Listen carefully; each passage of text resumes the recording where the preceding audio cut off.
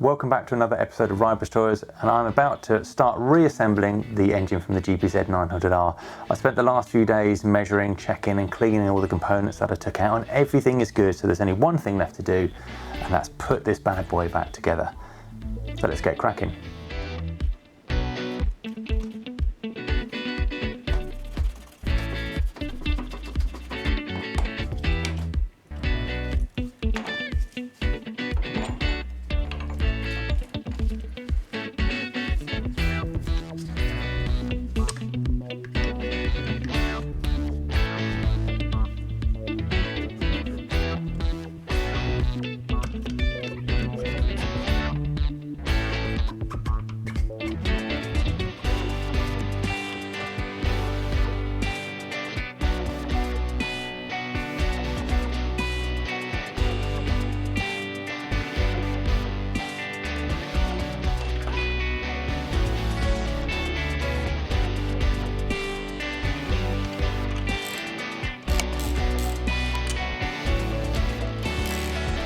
Very, very loose, finger tight.